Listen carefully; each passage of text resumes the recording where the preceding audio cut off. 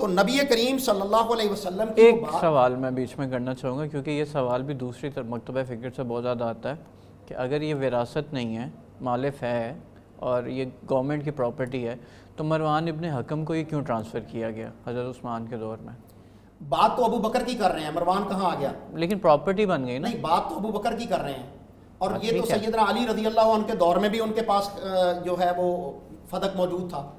بالکل، میں ٹھیک ہے، مروان کو جانے والی بات گپ ہے، جھوٹ ہے، جھوٹ ہے، ٹھیک ہے، یہ ثابت نہیں کر سکتے، یہ ثابت نہیں کر سکتا۔ بات یہ ہے کہ سیدہ فاطمہ الزہرا رضی اللہ تعالیٰ عنہ، میں حوالہ دینے لگا ہوں شرح نہج البلاغہ کا، ابن میسم نے شرح جو لکھی ہے نہج البلاغہ کی، ابن میسم البحرانی نے، اس کے صفحہ نمبر 885 کے اوپر بڑا اس سے پہلے بھی 885 سے 84 85 اس کے اوپر فدق کی پوری بحث ہے، اس کے صفحہ نمبر 885 کے اوپر سیدہ فاطمہ الزہرا رضی اللہ تعالیٰ عنہ ابو بکر صدیق سے راضی ہو چکی ہیں، ٹھیک ہے، تو انہوں نے باقاعدہ اس سے عہد لیا ہے ابو بکر صدیق سے، کیونکہ ابو بکر نے کہا تھا کہ جس طرح نبی کریم صلی اللہ علیہ وسلم فدق کو تقسیم کرتے تھے رضی اللہ تعالیٰ عنہ، وہ سب سے پہلے آپ کے گھر کا خرچہ نکالتے تھے، پھر اپنی ازواج مطہرات کا خرچہ نکالتے تھے، اس کے بعد وہ اپنے جو ہے وہ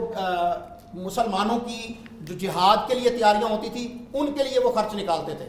تو ابو بکر نے اللہ کی قسم کھا کے کہا کہ سیدہ فاطمہ، میں نبی صلی اللہ علیہ وسلم کے طریقے کے مطابق اسی طرح تقسیم کروں گا اور اس کے اندر تبدیلی نہیں کروں گا۔ تو بی بی جان سیدہ فاطمہ الزہرا رضی اللہ تعالیٰ عنہ اس بات پہ راضی ہو گئی، اور انہوں نے اس بات پہ ابو بکر سے عہد بھی لیا کہ کیا آپ ایسا ہی کریں گے؟ انہوں نے کہا جی۔ تو یہ آپ کا جو ہے وہ میسم شرح نہج البلاغہ کے اندر باقاعدہ اس چیز کا اظہار کر رہا ہے، وہ راضی ہیں۔ اور میں نے جو حوالہ دیا تھا نا وقعۃ الصفین کا، وقعۃ الصفین، کہ سیدنا علی رضی اللہ عنہ کو کلیم نہیں ہے ابو بکر کی خلافت کے خلاف، وہ کہہ رہے ہیں فغفرنا ذالک، ہم نے اس معاملے کو ویسے ہی معاف کر دیا، چھوڑ دیا ہے۔ اور آج یہ 15ویں صدی کے اندر بیٹھ کر جو ہے وہ خلافت کا ڈھول پیٹ رہے ہیں، جی ہمیں ملی نہیں ہے، ابو بکر نے عمر نے چھین لی ہے۔ تو پہلے تو سیدنا علی رضی اللہ تعالیٰ عنہ کو دیکھیے کہ ان کی طرف سے کلیم ہی نہیں ہے کہ مجھے خلافت دی گئی، اور پھر کہہ رہے ہیں کہ جناب علی رضی اللہ تعالیٰ عنہ، حضرت عمر رضی اللہ عنہ نے کہا کہ جی حسبنا کتاب اللہ، ہمیں اللہ کے رسول صلی اللہ علیہ وسلم کے بعد جو ہے وہ قرآن کافی ہے۔ وہ گھر کس کا تھا جس گھر میں رسول اللہ صلی اللہ علیہ وسلم تشریف فرما تھے؟ وہ تو حضرت عائشہ کا حجرہ مبارک تھا۔ اہل بیت کون ہیں؟ آپ صلی اللہ علیہ وسلم کے گھر والے۔ اہل بیت کون ہیں؟ گھر والے ان کے نزدیک پوچھیں نا، ٹھیک، ان کے نزدیک تو اہل بیت علی ہے، ان کے نزدیک تو اہل بیت سیدنا حسن ہے، سیدنا حسین ہے، سیدہ فاطمہ ہے۔ گھر والوں نے کتاب لا کے دینی تھی، کاغذ لا کے دینا تھا کہ باہر والوں نے لا کے دینا تھا؟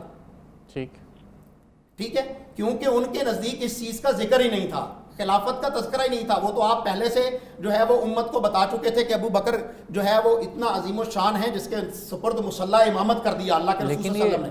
اب قاری قیوم صاحب، لیکن یہ صحیح السند روایت ہے کہ قلم اور وہ کاغذ مانگا گیا تھا۔ صحیح البخاری کیا نا، کس کو کہا تھا؟ گھر والوں کو یا باہر والوں کو؟ گھر والوں کو کہا، گھر والوں کو۔ کہ قلم لا دوں۔ گھر والوں میں نمبر 1 گھر والا کون ہے؟ علی رضی اللہ عنہ، کیوں نہیں لائے؟ ابجیکشن تو علی پہ آتا ہے نا رضی اللہ تعالیٰ عنہ کہ انہوں نے نہیں لائے۔ اس میں آگے یہ ہے کہ گھر والوں میں اختلاف ہو گیا اس بات کو لے کے، کچھ کہہ رہے تھے کہ دے دو اور کچھ کہہ رہے تھے کہ کب کی بات ہے یہ؟ بالکل جس وقت آپ صلی اللہ علیہ وسلم بالکل جمعرات کی بات ہے۔ آپ کی وفات کس دن ہوئی ہے؟ یہ آپ بتائیں۔ پیر کے دن جمعرات کی بات ہے، اور پیر کے دن رسول اللہ صلی اللہ علیہ وسلم کی وفات ہوئی ہے۔ کیا سیدنا علی اس کے بعد بھی کاغذ لا سکتے تھے، دوات لا سکتے تھے، قلم لا سکتے تھے کہ نہیں لا سکتے تھے؟ لایا، اس کا مطلب ہے کہ یہ مسئلہ ہی نہیں تھا۔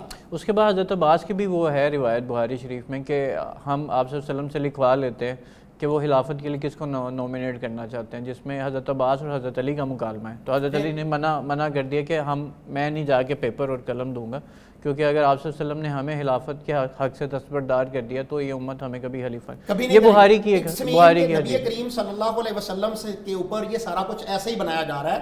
رسول اللہ صلی اللہ علیہ وسلم نے فرمایا تھا یا اللہ والمؤمنون، اللہ نے بھی انکار کر دیا اور مومنوں نے بھی انکار کر دیا کہ ابو بکر کے علاوہ کوئی امام نہیں ہو سکتا۔